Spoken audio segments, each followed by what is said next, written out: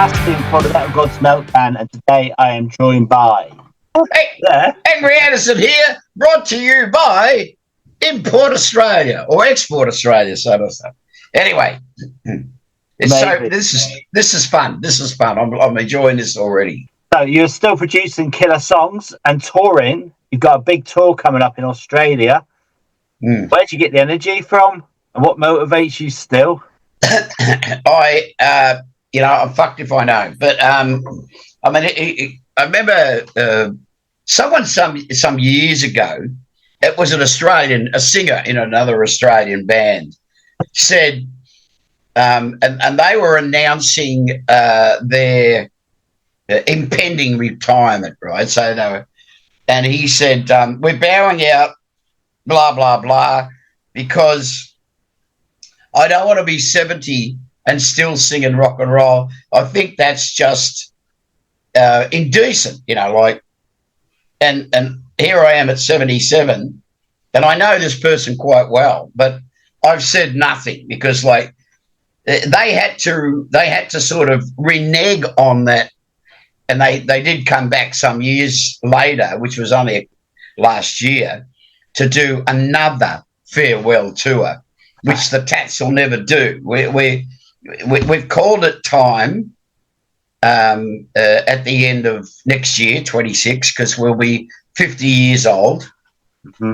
New Year's Day, 27 will be, because we took our birthday from 75 to 76, and we went on stage at this particular club, which was frequented by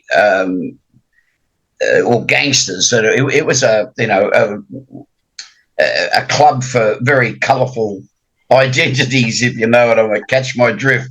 So there was jockeys and fighters, and there was people who ran the gangster sort of industry here in Sydney, and we were one of their favourite bands, and we went on stage at 75, and we stopped halfway through the set, sang Auld Lang Syne, welcomed in the new year, and then we continued playing. So that's how we got the 50 years. But yeah, I've always said this, and it's a romantic look at it, but it's very true. And I've not yet ever met anyone in a band, and we're talking about guys from ZZ Top who are getting on in years, and all the other great players that we've ever worked with. They've all said the same thing. There's no age limit. It's just as long as you think that as long as you feel that you are relevant, keep doing it. Because people want that. They want the people that they know. They want the music that they know, that they've grown up on, etc., etc. So, I mean, it's rock and roll has always been a two-way proposition. We put it out, people push it back.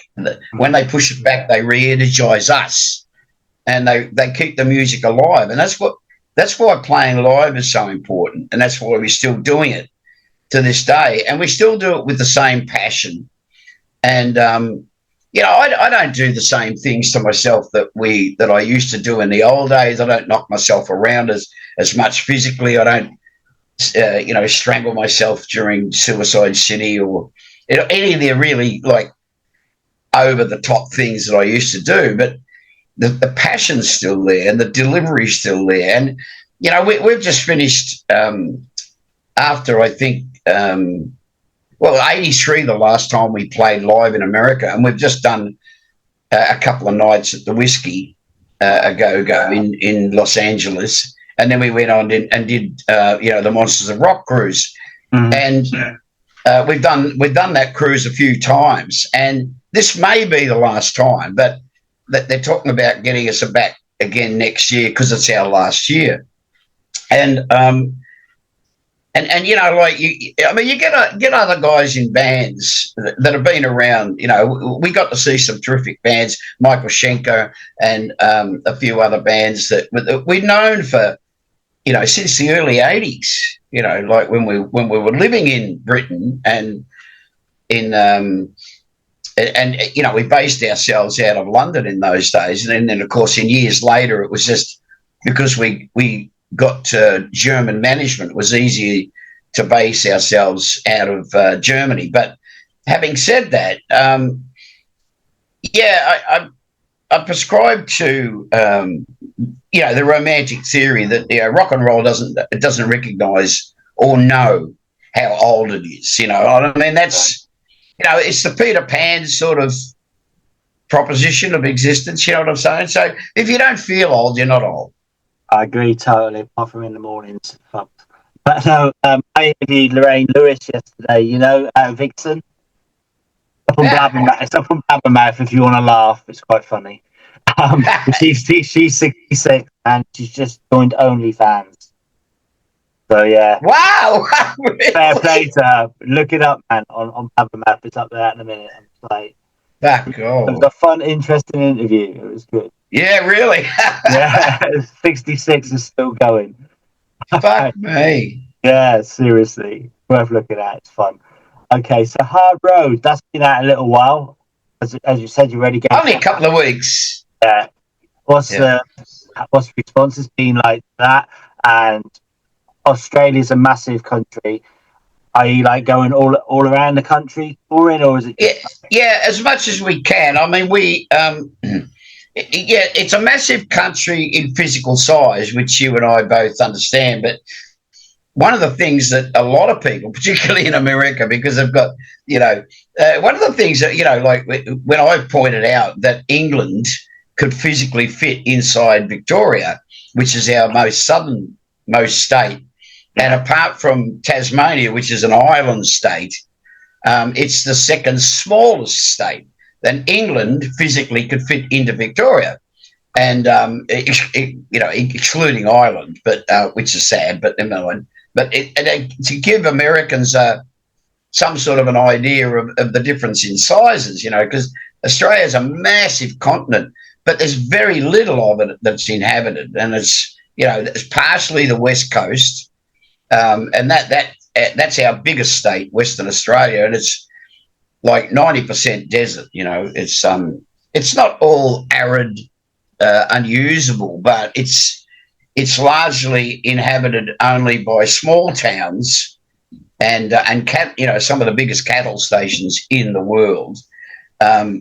Whereas the east coast, from the very, very tip of Queensland to the very southern state, which is the island state Tasmania, that's where the main population is, because it's green and there's plenty of water, etc., etc. So yeah, we are confined in a sense, but one of the things that we've noticed, and I think it may be out of sympathy, but we've had recognition from. I'm doing podcasts as part of this ongoing schedule that Catherine's got me on. I'm doing about 3 or 4 or 5 of these a week, and I have done for the last 3 or 4 weeks, even before we went away to Los Angeles. And the interest has been just fantastic. They love our treatment of what is a classic Australian pop song, which is a guy called Stevie Wright, who was the singer of the Easy Beats, and George and Harry Vander, of course, created Albert's record label, and they were the 2 guitar players out of that band. Stevie was the singer. So, yeah, we've been very, very happy with the way it's been received, and we're working on songs for a new album, which we plan to have out by the end of the year. That was going to be the next question about an album. I was wondering, is there plans to live stream some of your shows that you're going to be playing around Australia and maybe do a live album? Yeah, that's come up a couple of times because our management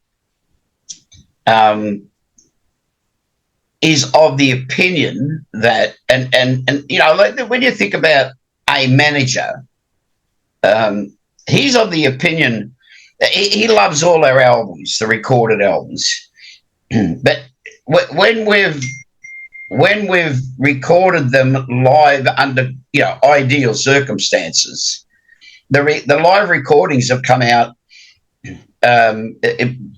different but better in a way, because live, it has that essence that you can work very, very hard within the confines of a studio to try and capture or emulate what happens, like from the album to the transfer to the stage, because the stage has an element that you can't quite fully capture in a studio. And many have tried. And, I've talked to, over the years, I've talked to many, many, many artists, about trying to capture what happens in a live gig. And most of us, if not all of us, have come to the conclusion, what is missing when you try to create that within the studio is just that. You try to recreate something. But the thing that's missing is the audience, is the energy. And even though it's a physical thing, when you reach the end of a song and everyone yells and claps or whistles or whatever, that's the physical manifestation. But there's actually a real energy, which is non-tangible. That when you listen to some of the great live recordings, that's what I'm talking about. Is that see, the energy supplied by the audience is the magical, it's the fairy dust, so to speak. Yeah. So that might be a possibility then, yeah. Yes, absolutely. These days you have technology. This is where one part when we were talking before about how technology seems to fuck with us so many times in a day. One of the good things about now is that there is wonderful technology where you can make a very decent recording, with your main air, with your front of house equipment, your PA equipment, and to the point where, because it's all computerized and digitized, you can get a multiplicity of tracks that you then can take away. You pull the drive out of the desk and you take it to a studio, and you've got 20 to as many mics as you can and as many feeds as you can manage it. And these days you can, because of computerization. You can take a 30 channel or a 60 channel desk to a gig on a fucking laptop. So you can get an amazingly good quality, and the amps that are used, and the microphones and the direct feeds and stuff. So you get a really good quality. So it's way easier to produce an almost studio quality album from a live gig. So it's always on the table, the possibility. Oh. And we love, getting back to what Scotty said, our manager, and when he first joined us, he said, I love your recorded material for the material. He said, but my favourite recordings are always live, because that's when the band just explodes. It's like any good rock and roll band. Totally. And I mean, you started like in the mid-70s, which is hard to believe. Would and could a young Angry, if he was told, like back in 1975, 76, that in 2025 he's still going to be singing and pounding stages, would he have believed it, do you think?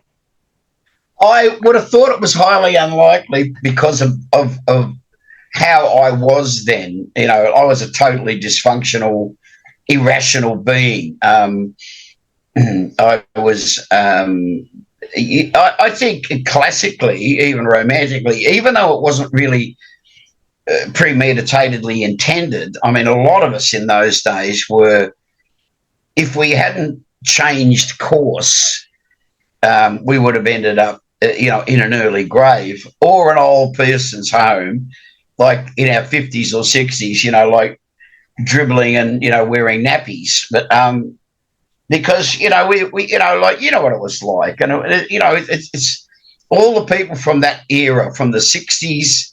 I mean, look at the Stones, what they've endured. And any of the great artists from those days, if they're still alive, they reached a point in their career, in their life, where they thought, if I'm to survive this, I have to make changes. Yeah. And or unless there's, in my case, changes were forced upon you, which is kind of the way I lived right up until that. And what changed me was becoming a father. And I realised that, I couldn't be a responsible father if I continued on the self-destructive path that I was on. I enjoyed too much, like all of us. We enjoyed the rock and roll lifestyle too much, way too much, because there was a copious amounts of alcohol, women, and drugs, and we got to play rock and roll every night of our lives practically. Yeah. So I mean, it was a dream come true, but it was also like everything in life comes with a price. So there was a price. Eventually, catches up with you. Yeah. You have to pay the ferryman. You have to pay the. Anyway, so my daughter was born, and I decided that okay, I'd rather in 10, 15 years be known to have been a good father than just to be more rock and roll wreckage. I mean, you recorded a song with Lemmy back in the day. I mean, when you recorded that song, I've Got to Rock, Stay Alive. That's like probably so very true then as it is now. But do you remember much about that collaboration with Lemmy? Did you go out and you get hammered? I mean, what did you do? Was it good times? Well, I mean, we usually left getting hammered till after, which is, so that's another thing too, is that when I was talking before about people that I've had conversations with about our lifestyle, and who we are, what we are, all those guys, and Lemmy was one of those people, and back in the day, and I remember the first time that I met Lemmy, and it was at Dingwall's, which is in London. Mm-hmm. And we'd gone there.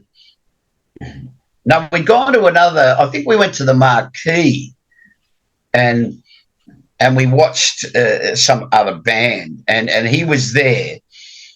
Anyway, he got talking, his drummer got talking to our drummer, and they said, look, we're going on to Dingwall's, and there's a band playing, we're all going there for a drink. Yeah. So why don't you guys, the Tats, why don't you come and we'll hang out? And so, okay. So I go there. We all go there. Anyway, I walk up to the end of the bar, and there is our drummer with their drummer.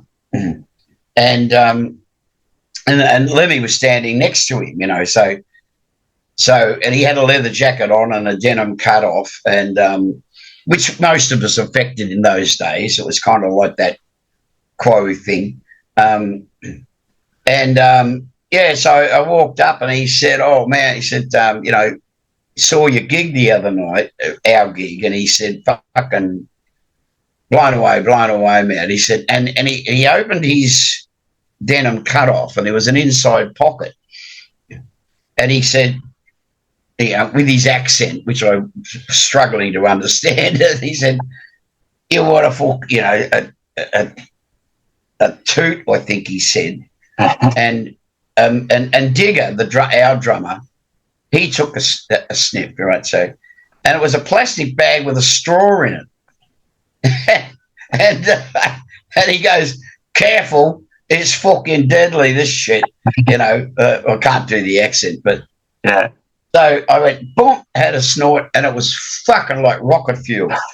But because he was known to get some of the best speed going ever. They were notorious for it. Yeah. And I'm standing, I'm going, fuck me. I mean, you could still, they'd use sort of, I don't know, petrol or fucking methylated spirits or something to fucking work it, and it still had that smell in it, and it was like fucking knocked my head off. And he said, "You better have a pint," so. Yeah. I said, "I have a pint of dark," and he said, "Good." He said, "I'm drinking dark myself," and we got a couple of pints of dark, and just fucking talked for about 2 or 3 hours. Like there was about 6 of us, and just fucking speeding off our fucking heads. And that was my first time I met Lemmy, and we've been good. Well, God rest his soul. We remained to the very end good pals. Like whenever they came out here, we always did their opening for them. Mm-hmm.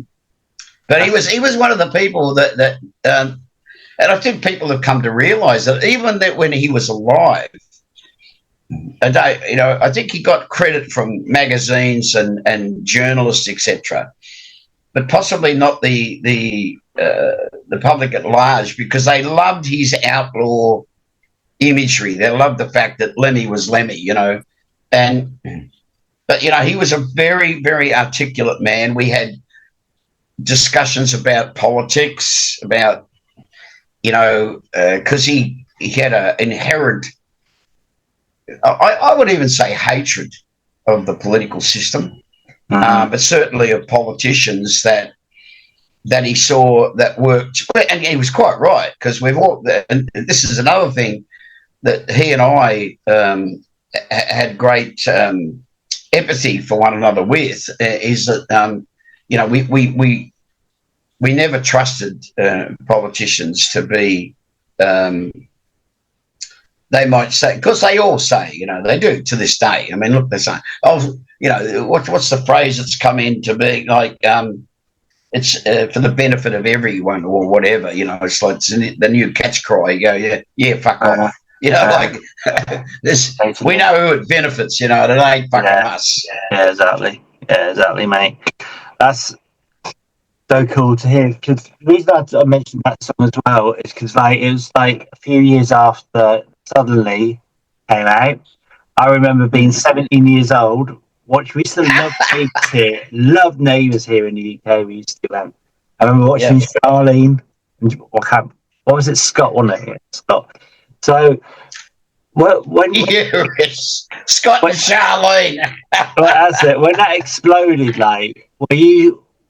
were you shocked? And I mean, like you mentioned, you went to Top of the Pops and all of that, and having to climb. I mean, it must have been mind blowing for you, because you were like tattooed, fucking mega hard man from Australia, and there you are singing that song.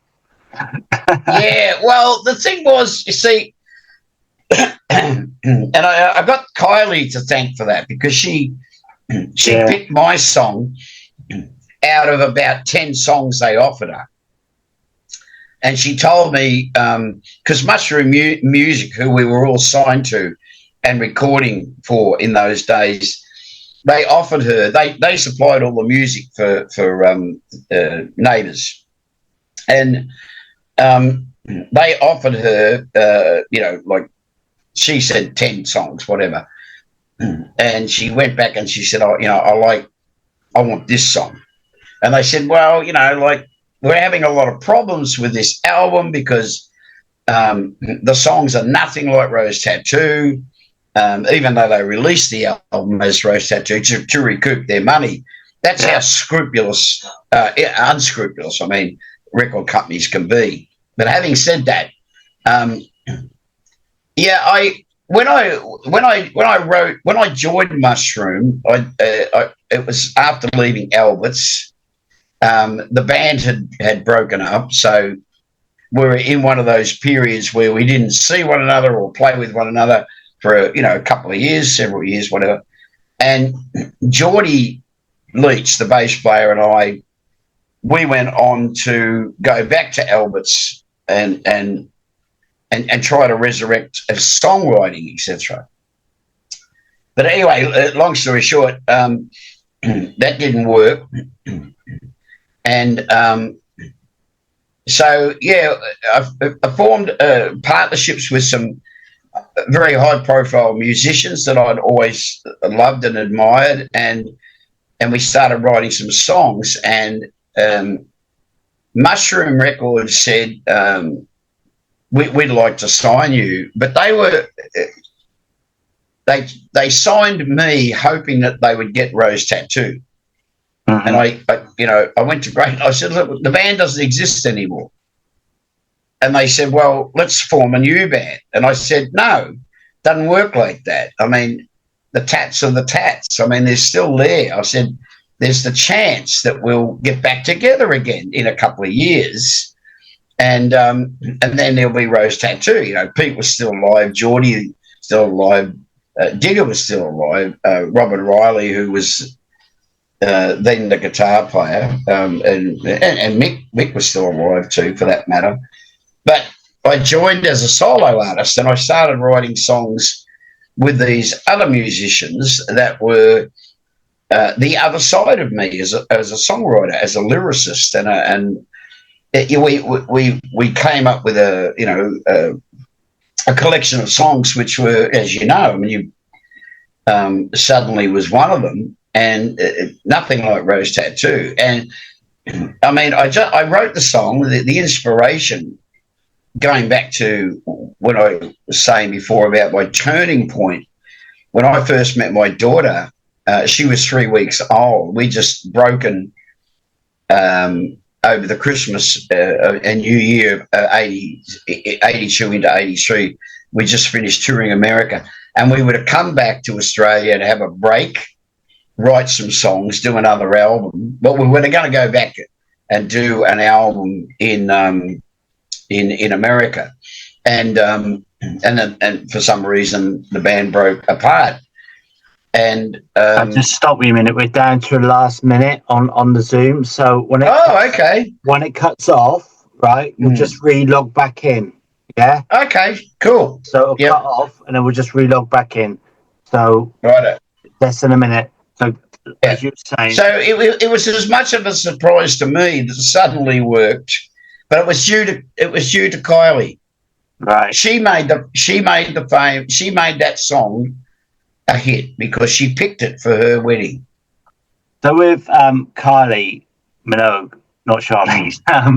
Yeah, really, Kylie. Yeah. Did you keep in touch with Kylie over the years? Are you still? I ran into her a few times. Yeah, and I've always said to her, "Thank you, for making that song famous." I wrote that song about my daughter, the first time I met my daughter, and I realised that moment that happens between a father and his firstborn, who is a daughter.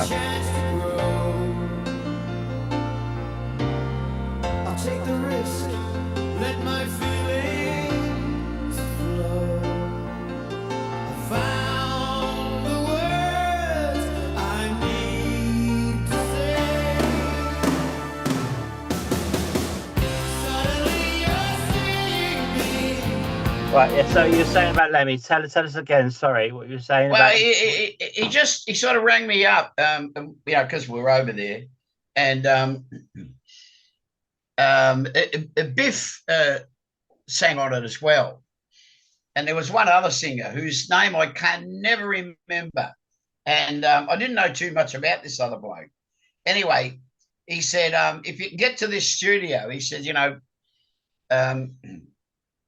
and it was sort of like, in the middle of the night sort of thing. And I said, what? He said, I want you to go down there. I want you to record this track. He said, the lyrics are there.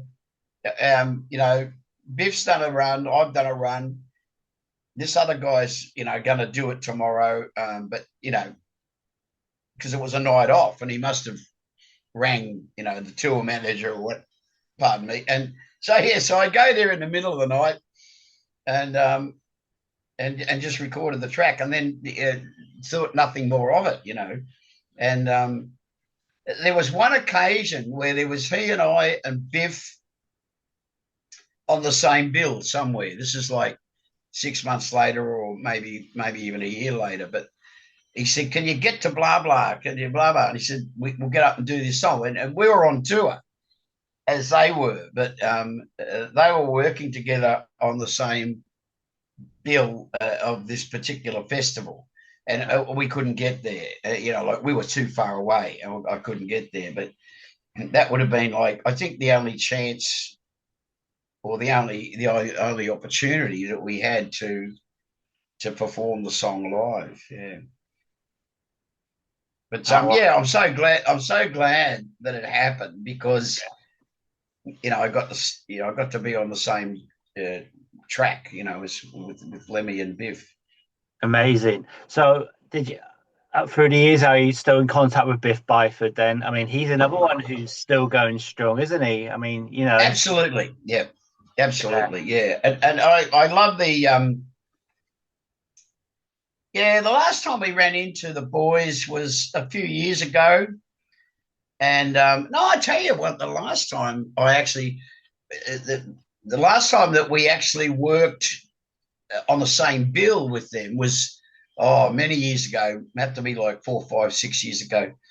But the last time I saw them play live was about 3 years ago on the Monsters of Rock cruise. We were doing it, and Saxon were on, so I went down and saw them play on the ship. So and they're still, It's the great thing about it is that there's still the vitality in the music. I remember the last time, and this is going back probably about 10 years. That I saw Halford Judas Priest, sing, yeah, who, yeah,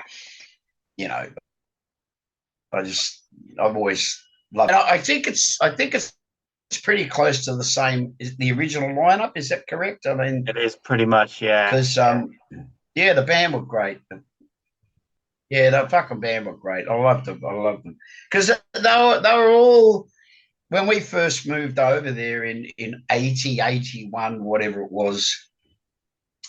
We were gagging to go out. Like, we went to everything. We got invited to all the gigs. Like, yeah, every band, like, that we wanted to see. Our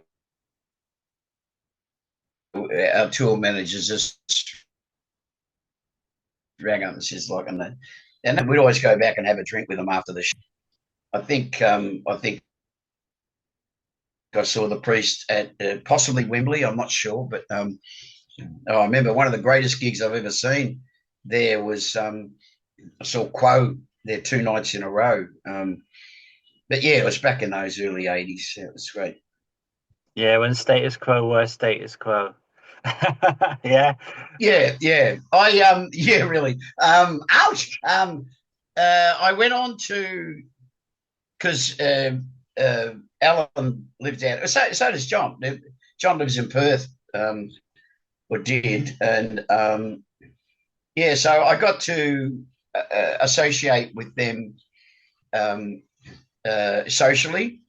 yeah, And Alan and I worked in a band here which was a cover band, like a super group called the Party Boys. But he also formed his own band, which I sang in for a couple of years, called the Lancaster Bombers.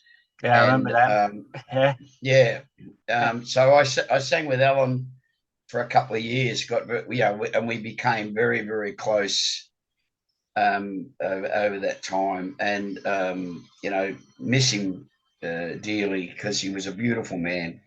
Mhm. And but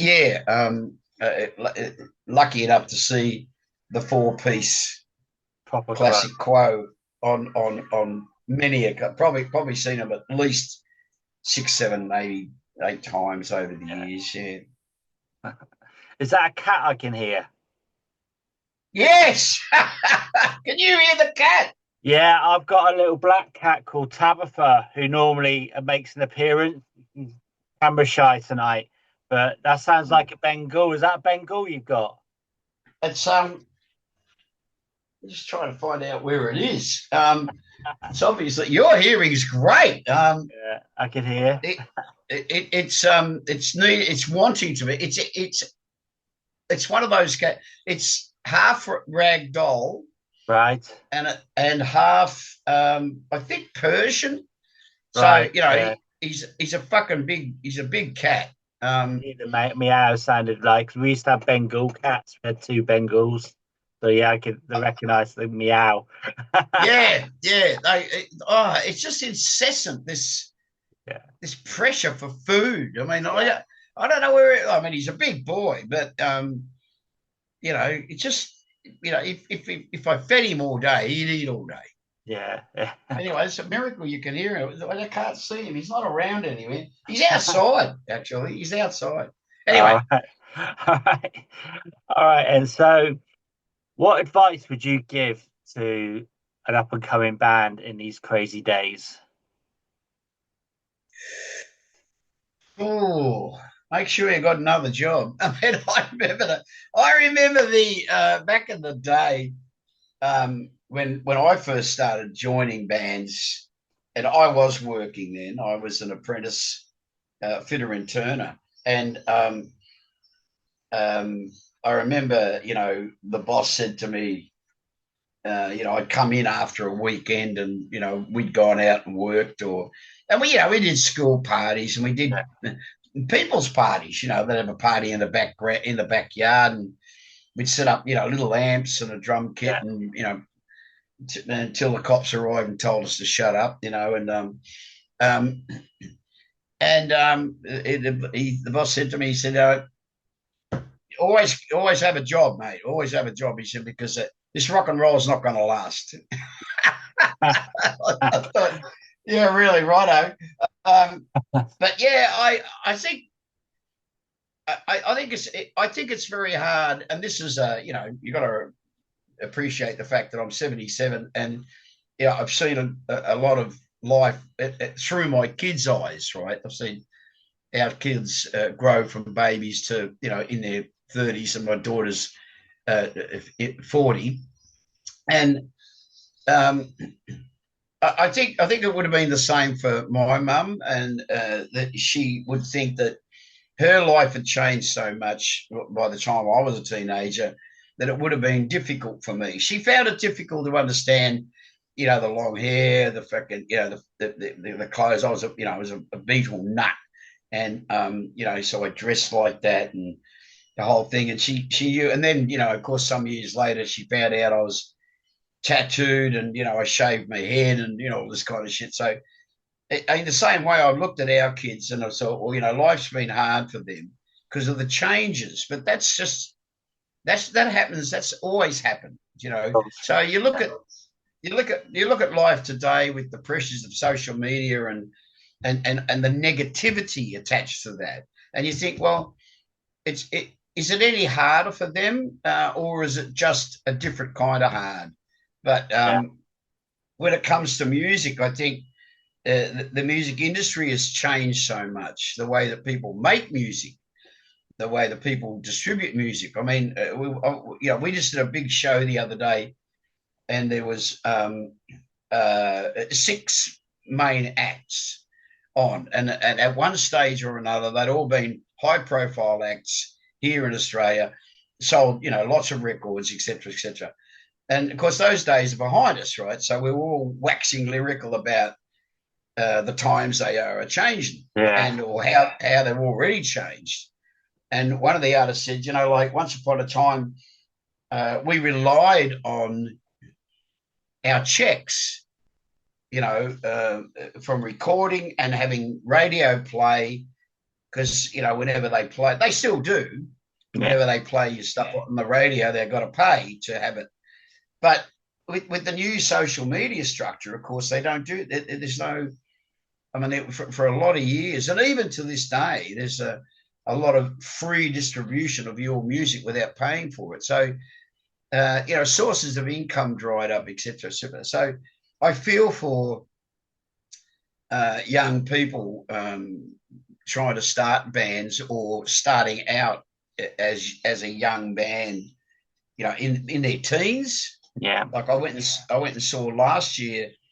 There was a father wrote to us or to me and said, "Come and see my kids. They're in a band, and I'd like that they're into rock and roll. They love the Rosie Tats. Be nice to meet them and encourage them." And he said, like maybe if you think they're good enough, you can give them a support slot. And these kids were, they're brothers and a sister and a couple of other kids, and they're all young and they're all, good looking kids, and they're all great musicians, because and you just think like, fuck, they said, like, I said, look, don't expect instant reward, because, these days it's so controlled and contrived. Yeah.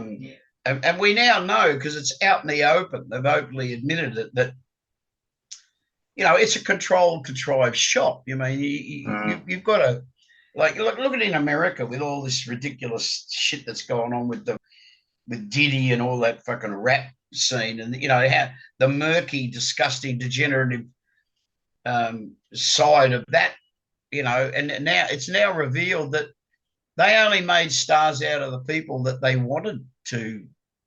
It's like that fucking idiot. What's her name? I can't.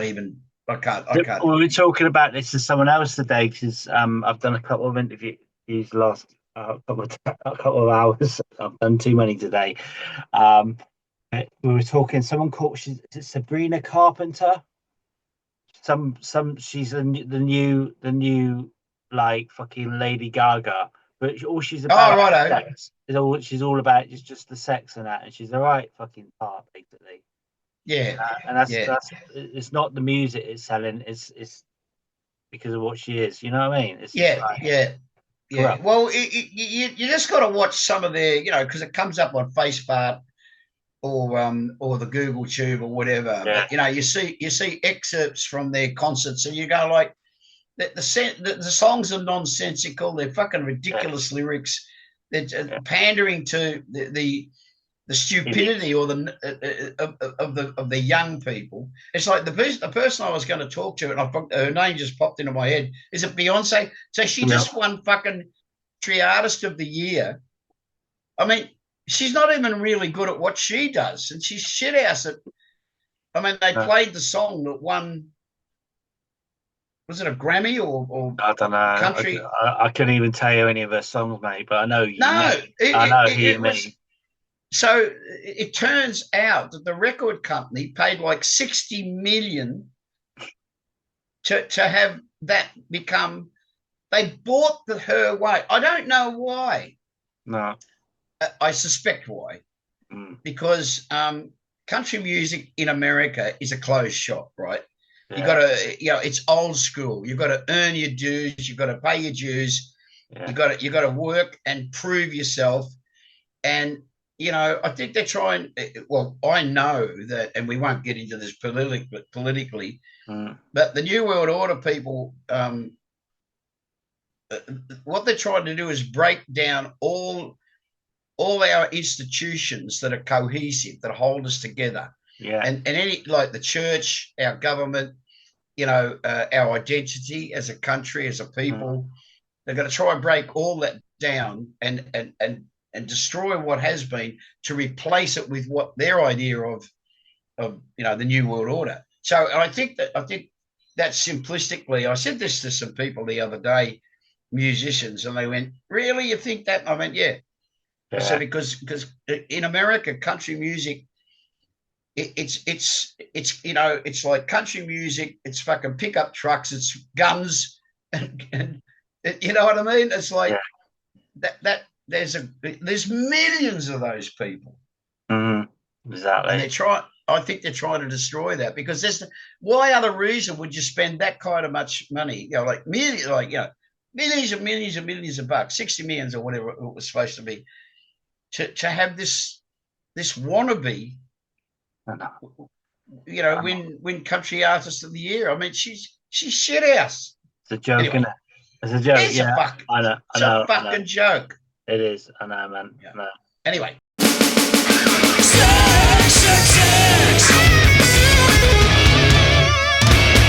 What are your favourite 3 albums that come to mind, and how Ooh. yeah. Nod's as good as a wink.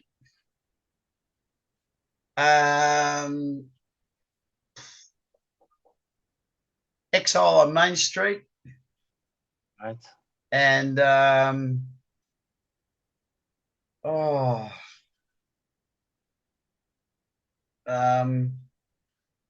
my favorite Zeppelin album, which it got voted a while ago, In From the Outdoor, which was apparently their last album. I hadn't really sort of, but I mean, yeah, gee whiz. I mean, narrow it down to 3. I mean, I know. Are You Experienced has to be one of the 3. I think, I remember the first time I heard that. Sonically, we never heard anything quite. I mean, but then again, how could you have the top 3 and not have Pink Floyd in it? I mean, I'm fucked if I, I know. This bit's called Zeb 666, right? I've got this together with a musician in America to do this idea, but I think 6 is too much, so I was like going 3, 3, 3. So I don't know. Just the 3 that come to mind, yeah. So that's but it's see, numerically speaking, the science, if you like, behind numbers, 3 and multiplicities thereof. Yeah, that's the magic. The universe. 3, 6, 9, 12. Blah. Anyway, what's the next question? All right, and which are the 3 musicians that you wish you could have worked with?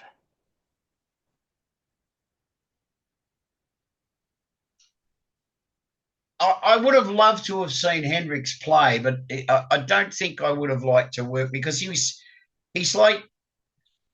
kind of like, he's too special. I mean, see, I think that even though, I've seen interviews with any guitarist you want to name, but none of them actually worked with him.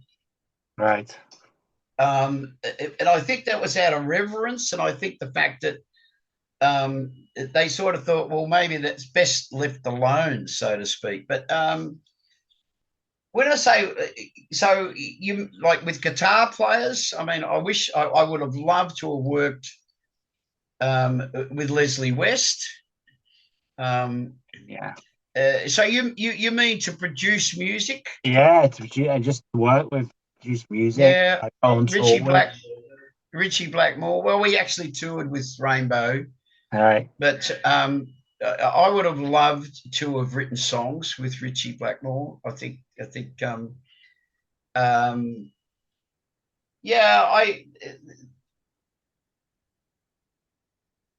remember saying the last time I saw Angus Young was here in Sydney, and we hadn't seen one another in 20 years, maybe more.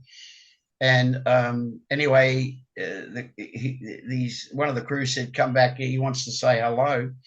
So I went back and chatted with his wife for a while. And he came out, and it was at the Guns N' Roses show, and he got up to jam with Guns N' Roses because Axl had filled in, on a tour. We're singing with AC/DC. And I said to Angus, we had a beautiful photo taken together, and because we hadn't seen one another, like I said, at least 20 years, maybe more. And I said, "What are you going to do?" And he said, "Yeah, kick on, like as usual, just, like." And he said, I'm glad the Tats are still going." I said, "Yeah." I said, "We've got a few years left in us." And I said, "Why don't we get a blues band together?" And he goes, "That's a great idea." He said, because, obviously his background heavily into traditional blues. And so, yeah, he's another I'd like to work with as far as forming a band or at least a musical collaboration, yeah. But, yeah, there's only a few. like I said, Leslie West is, I think, one of the greatest blues guitar players, or one of the greatest guitar players ever, for my money. Um, yeah, not too many others though. But I mean, if I thought about it, but anyway. Okay. So when you go out on tour on this next tour, what's going to be the three essentials to take with you that you must have with you? Okay. I've got a pill case every year. um, the three essentials. I'll take two good books. I'm reading a book called The Secret History of the World at the moment. I read it when it first came out, 20 years ago or more. And I've just gone back. I've gone back in recent times and rereading books that I read 20 years ago, because there's always great books are just that. Mm-hmm. So I'll take a couple of good books. I've got an old phone that I use just to put music on. Right. So that's got to go with me everywhere, because it's got like 60 maybe albums on it, at least that many, and there's a great variety of music. And I take this always gets a laugh, right? The guys in the band go like, "We're only going away for 2 days. Why have got such a big?" I've got a case, like a whole case, and I have a chiropractic pillow. Right. Because in 98, my motorcycle club is it was the Vietnam Vets. Now it's just called Veterans. And I'm the patron of that club. And we had a commemorative run, and there was thousands of bikes. Anyway, long story short, there was a horrific crash, and there was 34 bikes crashed, and I got banged up pretty bad, and I got run over twice, because as you can imagine, 30 bikes just bang, bang, bang, bang, bang, bang, bang, and I got run over, and I've sustained some very heavy structural damage, like my spine was pushed out of shape, and my pelvis, and it's all been realigned and everything, but I have muscular, memory, and it sort of twists me out every now and again. So part of my remedial stuff is that I take this therapeutic pillow with me, right, which is it's so that when it aligns my spine when I sleep.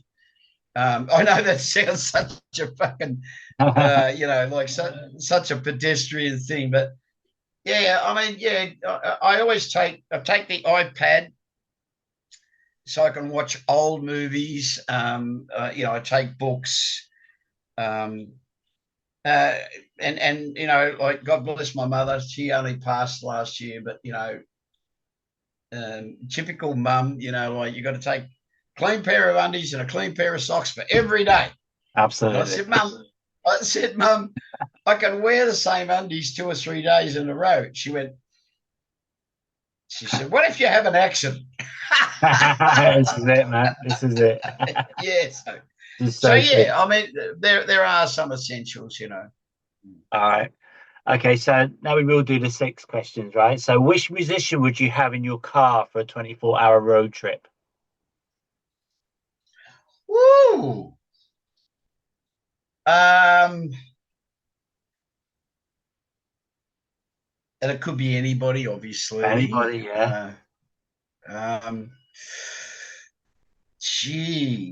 So Bonnie Raitt. Yeah, that'd be good. Cool. I met her once when I was in Los Angeles, and my God, she's a good-looking girl. And just a motherfucker when it comes to slide player. And there's a couple. It depends, I suppose. Do you want a philosophic discussion, or you just want to talk shit? That's a very interesting question. A 24-hour road trip. Hmm. So I suppose the thing about Bonnie Raitt is that she's good to look at. Exactly, it's what you need, isn't it? but Yeah, but she's also, like, I just love her playing. I love her guitar playing, her singing. Um, yeah, I choose her. true. If there was a made-up song, like a totally made-up song about your personality, what would it be called?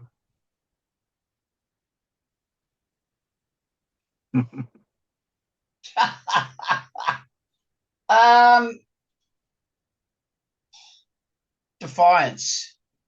That's my tattoo, defiance. There you go. Do you know There why? you go. Do you know why it's defiance? Because I know you've lost friends, band members to cancer. I lost my wife to cancer in 2017. She had breast cancer. She had it 3 times in 4 years, and she was defiant. And it's actually a mighty song, but it's defiance, and that's what it means. And so when I feel like shit, because I've been on my own since nearly 8 years, I look at that defiance. God bless. God bless. Yeah. So yeah, but that's what that means. So yeah, defiance is good. All right. So next one, would you rewind time or stop time?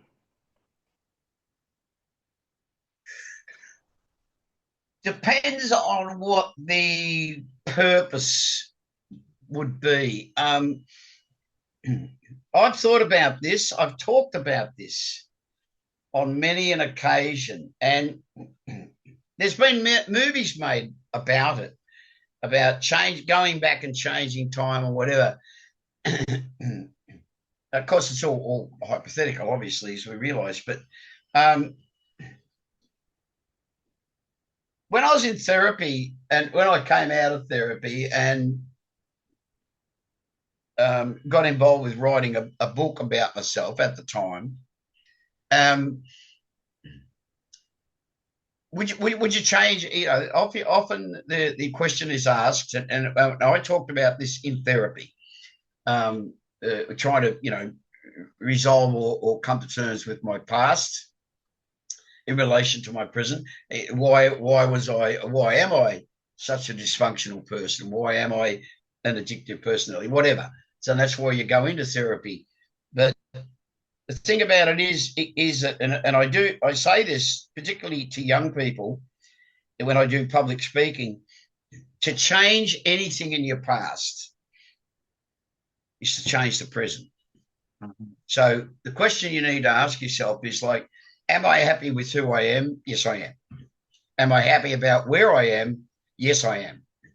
With all its trials and tribulations, with all its heartbreak, you can't possibly be. See, it's glib to say that I'm happy with who I am now because that's who you are. It's not like Yeah, you have you've only got a certain amount of control over anything. yeah, The cosmos has total control, so of to course. speak. So yeah, I mean, I remember when we first lost Liam. The thought occurred to me like, I wish I could go back and change that.